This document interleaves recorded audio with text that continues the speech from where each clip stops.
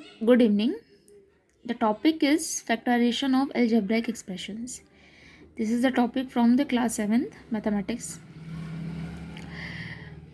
Today I will teach you the methods for factorization of algebraic expressions. Methods, there are three methods basically. First one is taking out the common factors, second one is grouping, and third one is difference of two squares.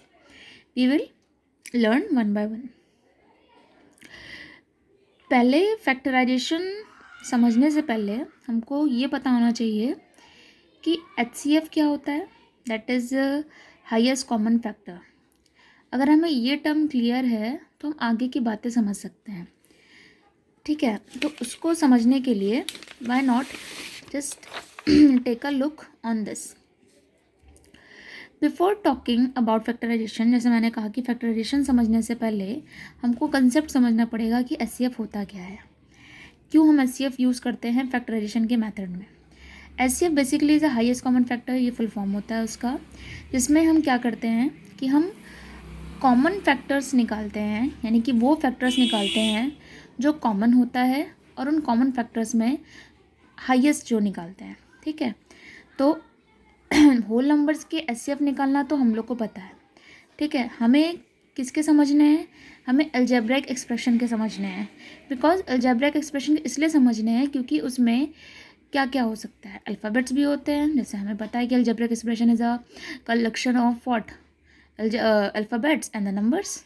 तो obviously हम numbers के तो निकाल लेंगे, but what about जब हम बात कर रहे होंगे वेरिएबल टर्म्स की, जैसे हम कहते हैं, तो it's not that much typical, just we have to look on it. HCF of two or more monomials कैसे निकालने हैं. HCF of their numerical coefficients multiply by HCF of their literal coefficients.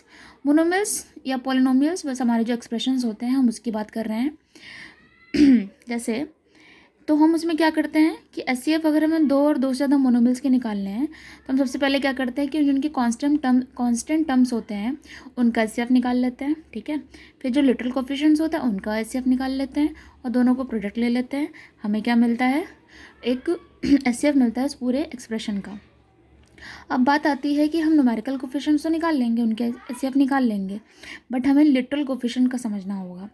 तो उसका जो ये लिखा हुआ है कि HCF और लिटरल कोफिशिएंट मतलब उनका जिनका वो वेरिएबल टर्म्स हैं उनका product of each common literal raise to the power lowest power. मतलब कॉमन लिटरल यानी कि कॉमन वेरिएबल और उन वेरिएबल्स में जिनकी पावर सबसे कम होगी हम उसको लेते हैं. ठीक है, फॉर एन एग्जाम्पल, जैसे एग्जाम्पल एक ले रखा है, अभी सॉल्व करेंगे साथ में. 6x² y² एंड 8xy³ तो सबसे पहले हमारा स्टेप 1 क्या था कि HCF निकालिए न्यूमेरिकल कोफिशिएंट्स का, दैट इज़ 6 एंड 8 का. तो ऑल यू सबको पता है कि 6 और 8 का कॉमन फैक्टर क्या होता है. नहीं पता है, नहीं समझ में आ रहा, निकाल लीजिए साइड में. ठीक,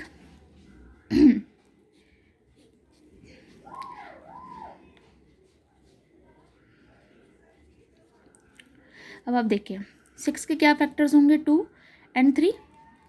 8 के क्या फैक्टर्स होंगे, 2 एंड 2. तो इसमें से कॉमन फैक्टर्स क्या निकले, 2 निकले. तो ये आपको 2 क्या होगा, CF होगा 6 एंड 8 का. ठीक है, सिमिलरली ऐसे वो लिटरल कोफिशिएंट, जैसे मैंने अभी बताया कि यहाँ पे हमारे जो टर्म्स हैं वो x² y² और xy³. अब इसमें से सबसे हमें क्या चुनना है कि कॉमन लिटरल चुन लेना है. देखिए इसमें से सबसे कॉमन लिटरल क्या है, x है, दोनों में x y दोनों है. x में देखिए सबसे लीस्ट पावर क्या है, 1, तो नो कोई दिक्कत नहीं, लिखे ना लिखें. y लेते हैं, y की लीस्ट पावर क्या है, 2 एंड 3, 2. तो HCF ऑफ न्यूमेरिकल कोफिशिएंट का हमारा 2 हुआ, HCF ऑफ लिटरल कोफिशिएंट का हमारा क्या हुआ, xy². तो HCF क्या हो जाएगा, इनका और इनका. बस सिंपल से करिए, इसको लीजिए प्रोडक्ट में लिख दीजिए, 2 मल्टीप्लाइड बाय xy².